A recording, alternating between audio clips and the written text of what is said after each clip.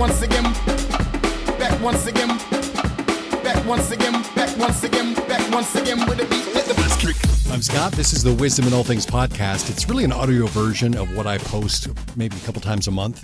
You can check out other episodes and get the free download of 5 steps toward wisdom in all things.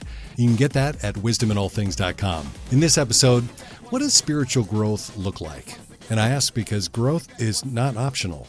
John Piper says, because you are already new in Christ, be about becoming what you are. Don't ever think that spiritual growth is optional or marginal in the Christian life. And it's more than self-improvement, and nor is it sin management. So as you head into a new year or a new season in life, what are you going to do with it? How will it be better than the last 3 months or the last year? Sorry, I didn't mean for all that pressure, but whether you decide to establish a New Year's vision or the annual attempt at resolutions or just I need to change and I'm going to do it now, hopefully you're intending for some new, better, or more right things to happen in this next season.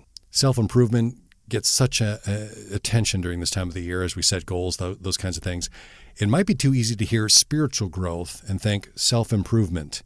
Our being better is not spiritual growth, and it probably doesn't mean doing more either. Then there is this issue of control. We may be tempted to think that we just need to be more in control of what we do, doing more of what is right and less of what is wrong. Yet sin management doesn't quite get at the heart of it either. If Piper is right, and we're not to treat this with passive indifference, what exactly should we be looking for? A nonstop, fiery passion?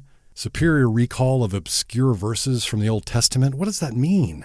The risk here is to get formulaic or throw out a checklist or two, but spiritual growth is first, and perhaps primarily, a question for the heart. It really is about going from a flicker to a flame. In order for there to be spiritual growth, there needs to be a spiritual foundation. That is, you truly have to have this new relationship with God. With that in place, we need to be about becoming what we are, as Piper prescribes. But as I just mentioned, this isn't time for a checklist. To help curb that tendency, consider asking yourself this series of questions aimed at the heart to establish a working understanding of the makeup of spiritual growth. Are you desiring, discerning, docile, dieting, doing, or displaying? Let's start with desiring. Are you fanning the right flame? Whether or not you're willing to ask these questions about spiritual growth should give you a clue. Where do your desires lie? Do you really want to grow, or are you just guilt-ridden over feeling that, I should do this? Forcing yourself to be honest with your answer allows the heart to soften, where God can begin to fan it into a flame, what at the moment may only be a flicker of desire for what is crucial to our spiritual growth. Secondly, discerning. Do you know why you're doing what you do? It can also be appealing just to run the table on Christian activity. I guess doing so will at some point in some way meet some expectation God would have for us, but alas, becoming a blur of activity at church will only temporarily fool some of the people. Alan Briggs says, the power lies in not what you're doing to follow Jesus, but in why you're doing it. The gospel invites us to receive, embody, and proclaim the truth that Jesus died to save a wretch like me. It invites us into the freedom and joy of kingdom life. Thirdly, docile. Are you teachable and obedient?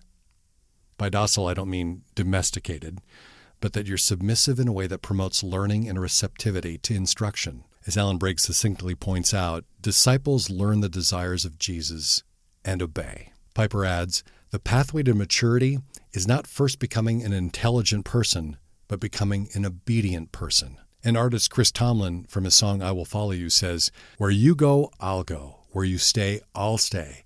When you move, I'll move.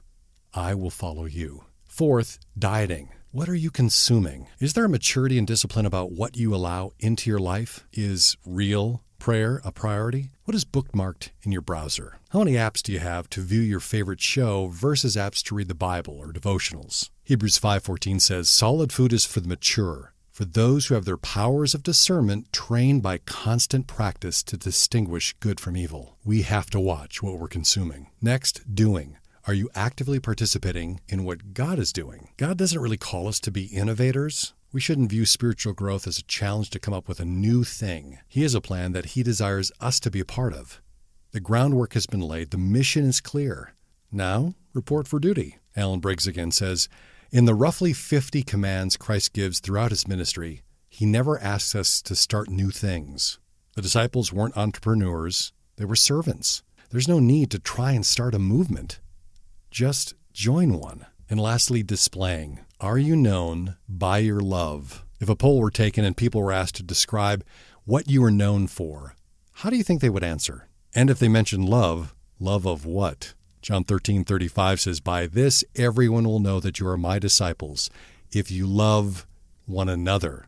So as you look at spiritual growth and going from a flicker to a flame, ask yourself the desiring, discerning, docile, dieting, doing, and displaying questions. This series of questions will help unveil not only what spiritual growth looks like, but where you're at on that trajectory. Because growth is not optional. If you're interested in reading through what the Bible has to say about wisdom, go to wisdominallthings.com, and under the Wisdom tab, you'll be able to look into the Old and New Testaments, as well as some great quotes on wisdom and other helpful articles. It's all there at wisdominallthings.com.